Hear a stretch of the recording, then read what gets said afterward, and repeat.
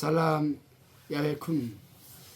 하루를 시작하는 미명의 시간에 말씀을 사모하고 또 말씀 앞에 나오신 여러분을 주님의 이름으로 축복하고 사랑합니다.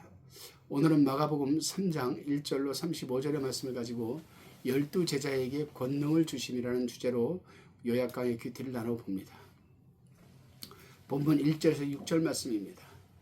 예수께서 다시 회당에 들어가시니 한편 손 마른 사람이 거기 있는지라.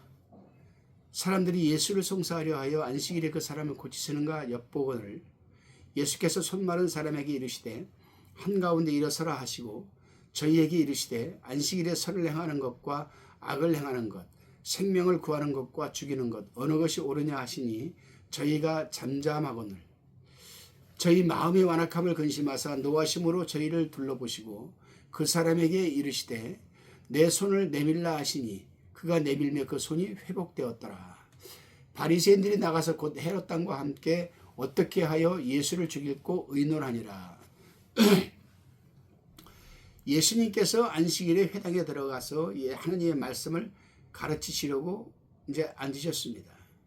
손 마른 병자가 앉아 있는 것을 또 보았습니다.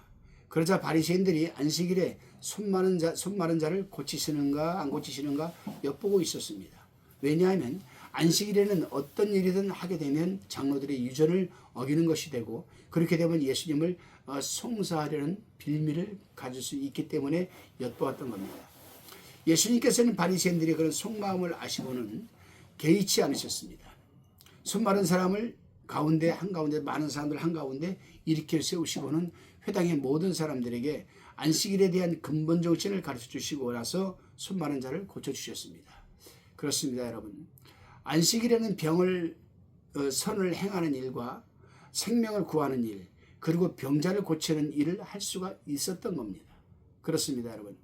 그리스도인들은 생명을 살리는 일에는 그 어떤 것에도 얽매여 있어서는 안 될 겁니다.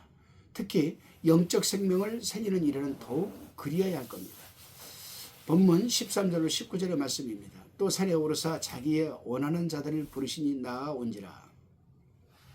이에 12를 세우셨으니 이는 자기와 함께 있게 하시고 또 보내사 전도도 하며 귀신을 내어 쫓는 권세도 있게 하려 하심이러라. 이 12를 세우셨으니 시몬에게는 베드로라는 이름을 더하셨고 또 세베대의 아들 야고보와 야고보의 형제 요한이니 이 둘에게는 보아너게 곧 우리의 아들이라는 이름을 더하셨으며 또 안드레와 빌립과 바돌로메오와 마테와 도마와 알페오의 아들 야고보와 및 다데오와 가나인 시몬이며 또 가룟 유다니 이는 예수를 판 자라라. 예수님께서는 12명의 제자를 세우셨습니다. 세우신 이유는 예수님과 함께 있기도 하고 또 전도를 하게 하기 위해서였습니다. 그래서 12명을 제자로 세우시고는 그들에게 귀신을 쫓는 여러분 권세도 주셨습니다. 그런데 우리는 본문에서 한 가지 궁금한 것이 있습니다. 예수님이 택하신 12제자 중에는 가룟 유다가 포함되어 있다는 사실입니다. 가룟 유다는 분명히 예수님을 팔아먹고자 하는 자이며 그래서 불택자인데 어째서 예수님께서 제자로 선택하셨을까? 그리고 그 불택자에게 어떻게 귀신을 내어 쫓는 권능도 주셨을까? 그 이유는 5가지입니다. 후대의 개혁자 중에도 불택자가 있음을 알게 하기 위해서입니다. 그리고 가만 보면요. 목사로 선택을 받고 목회를 잘 하다가 귀신도 내어 쫓고 질병도 고치고 잘하는 이 종이 어느 날 갑자기 타락을 해가지고 여러분 세상으로 나가버리는 사람들이 있습니다. 두 번째로 불택자도 하나님의 구원 운동에 이용하신다라는 겁니다. 그렇죠. 하나님도 까마귀를 이용하시잖아요. 믿지 않는 자도 하나님이 한 영혼을 구원시키는데 들어 쓰임받게 하세요. 저는 그런 사람 봤습니다. 우리 교회에서. 자기는 교회 안 나오는데 자기 친한 사람을 교회로 인도해 놓고 와서 딱 하루에 앉아서 같이 예배 드리고 그 사람만 인도해 주고 자기는 교회로 안 나와요. 하나님이 이용하시는 거죠. 택자와 불택자를 심판 때까지 함께 두신다는 것. 네 번째로 성경에 예언된 것을 성취시키기 위해서. 5번째로 범불택자의 말로가 비참하다는 것을 알기 위해서입니다. 그렇죠, 여러분. 이성과 같은 목적에서 예수님은 가룟 유다가 빌택자이며 예수님을 배반할 것을 미리 알면서도 제자로 택한 겁니다. 다시금 본문 23절로 30절까지를 살펴봅니다. 예수님께서 복음을 전하는 가운데 귀신들이 쫓겨나가고 병자들이 고침을 받는 가운데 복음을 전하는 여러분 지경이 점점 넓어지고 백성의 무리들이 따르게 되니까 예루살렘의 대제사장들과 서기관들 그리고 바리새인들과 사두개인들에게 여러분 비상이 걸렸습니다. 비상이. 잘못하면 자기들 밥그릇을 뺏기게 생겼거든요. 세속적인 말로 말하면은.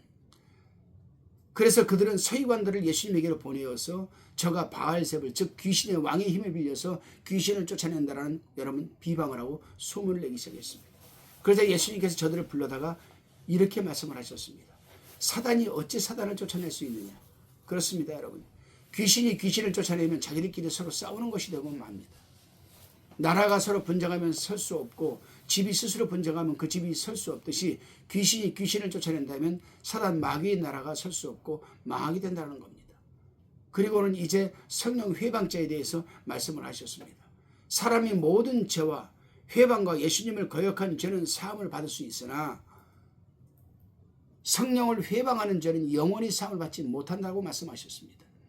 여기서 말하는 성령 회방죄, 이 죄는 죽을 때까지 성령의 역사를 회방하는 죄를 가리킵니다. 그렇다면 이 성령 회방죄가 왜 영원히 사함을 받지 못하는가? 그것은 성령으로라야 예수를 믿을 수가 있고 예수를 믿어야 구원을 받을 수가 있기 때문입니다. 또한 병고침 역사도 성령의 역사로 고치는 것이고 성령의 역사가 없이는 귀신을 쫓아낼 수 없기 때문입니다. 우리가 교회에서나 주변에 보면 양심 역사를 하는 분들이 종종 계십니다.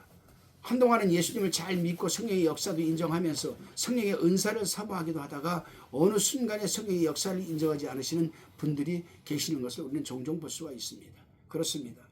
일시적으로 성령의 역사를 회방하거나 성령을 받은 사람을 회방했다 해도 나중에 회개하고 예수를 믿으면 성령 회방죄는 아닌 겁니다.